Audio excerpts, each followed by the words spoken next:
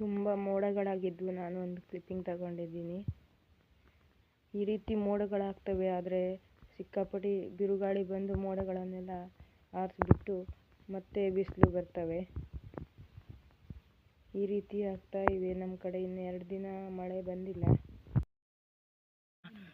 ಅಣಬೆ ಆಗಿದೆ ನೋಡಿ, ಒಂದೇ ಮೊಕ್ಕೆ ಆಗಿದೆ. ಇದನ್ನು ತಿಂತಾರಂತೆ, ನಾನೇನು ತಿಂದಿಲ್ಲ. ಕಪ್ಪು ಅಣಬೆ ಇದು. ನಾನು ಉತ್ತದ ಮೇಲೆ ಆಗುತ್ತಲ್ಲ ಬಿಳಿ ಅಣಬೆ, ಅದನ್ನು ಮಾತ್ರ ತಿಂತೀನಿ, ಇದು ತಿನ್ನೋದಿಲ್ಲ.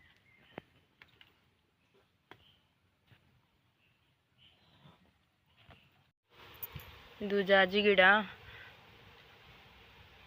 ಮೇಲ್ಗಡೆ ಇದ್ದದ್ದೇ ಇಲ್ಲಿ ಕಟ್ ಮಾಡಿ ನೆಟ್ಟಿದ್ದೆ 2 ಕಡೆನೂ. ಅದೀಗ ಚಿಗುರು ಬಂದಿದೆ. ಇಲ್ಲೂ ಮೊಗ್ಗುಗಳಾಗ್ತಾ ಇವೆ. ಹೂವು ಆಗಿತ್ತು, ಅದು ಉದುರೋಯ್ತಿದೆ. ಇಲ್ಲಿ ಬಿದ್ದಿದೆ ಹೂವು, ಒಂದೇ ಹೂವು ಆಗಿತ್ತು.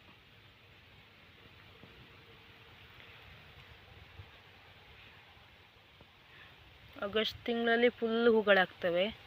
ಈಗ ಸ್ಟಾರ್ಟಿಂಗ್ ಅಲ್ಲ, ಜಸ್ಟ್ ಶುರುವಾಗ್ತಾ ಇವೆ ಮಾತ್ರ. ಇನ್ನೊಂದು ಇಲ್ಲಿ ಇದೆ ಉಂಟು ಗಿಡ, ಇದು ಚಿಗುರ್ಕೊಂಡು ಬರ್ತಾ ಇದೆ.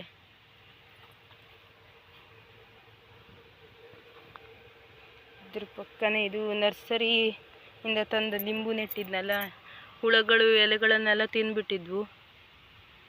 ಇವಾಗ ಚಿಗುರ್ಕೊಂಡು ಬರ್ತಾ ಇದೆ. ಇದೇ ಹುಳನೇ ನೋಡಿ, ತಿಂದ್ಬಿಡುತ್ತೆ ಈ ಎಲೆಗಳನ್ನು.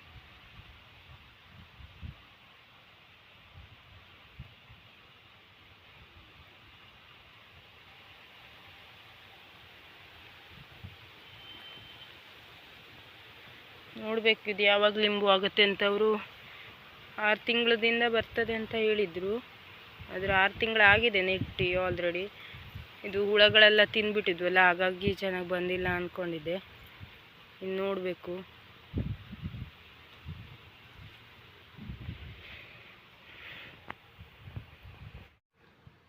ಇಲ್ಲೊಂದು ಕರಿಬೇವಿನ ಗಿಡ ನೆಟ್ಟಿದ್ದೆ. ಇದು ಬೀಜದಿಂದ ಸಸಿ ಮಾಡಿದ್ದು, ಒಬ್ಬರು ಕೊಟ್ಟಿದ್ರು ನನಗೆ, ತಂದು ಹಾಕಿದೆ. ಇದು ಇಷ್ಟೇ ಚಿಕ್ಕ ಇತ್ತು, 1 ವರ್ಷ ಆದರೂ ಹೀಗೆ ಇತ್ತು.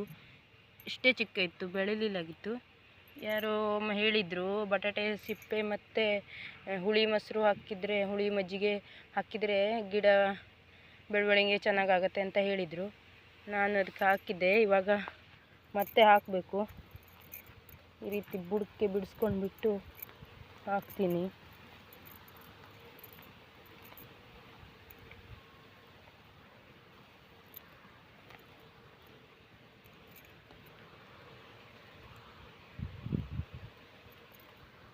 ವಿಡಿಯೋಗಳನ್ನು ನೋಡ್ತೀರಾ, ಆದರೆ ಸಬ್ಸ್ಕ್ರೈಬೇ ಮಾಡೋದಕ್ಕೊಳ್ಳೋದಿಲ್ಲ ನೀವು. ಸಬ್ಸ್ಕ್ರೈಬ್ ಮಾಡಿಕೊಂಡ್ರೆ ನನಗೂ ವಿಡಿಯೋ ಮಾಡೋ ಇಂಟ್ರೆಸ್ಟ್ ಬರುತ್ತೆ. ಇನ್ನೂ ಚೆನ್ನಾಗಿರೋ ವಿಡಿಯೋಗಳನ್ನು ಮಾಡ್ತೀನಿ. ಮತ್ತು ತರಕಾರಿ ಬೀಜಗಳನ್ನು ತರಬೇಕು. ನಾನು ಗ್ರೋ ಬ್ಯಾಗ್ ತರಿಸಿ ಇಟ್ಟಿದ್ದೀನಿ, ಅದು ನನಗೆ ಟೈಮ್ ಸಿಗ್ತಾ ಇಲ್ಲ. ನೋಡಿ, ಈ ರೀತಿ ಬಿಡಿಸ್ಕೊಂಡ್ಬಿಟ್ಟು ನಾನು ಈರುಳ್ಳಿ ಸಿಪ್ಪೆನೂ ಹಾಕಿದ್ದೀನಿ, ಅದು ತರಕಾರಿ ಕಟ್ ಮಾಡುವಾಗ ಇತ್ತು ಅಂತ. ಈಗ ಮಣ್ಣು ಮುಚ್ಚಿಡಬೇಕು.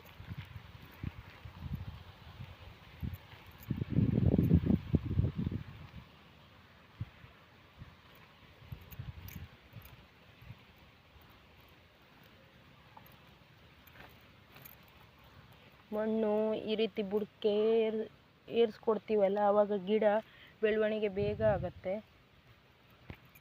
ಮತ್ತು ಮಳೆಗಾಲದಲ್ಲಿ ನೀರು ನಿಲ್ಲುವುದಿಲ್ಲ ಬುಡಕ್ಕೆ.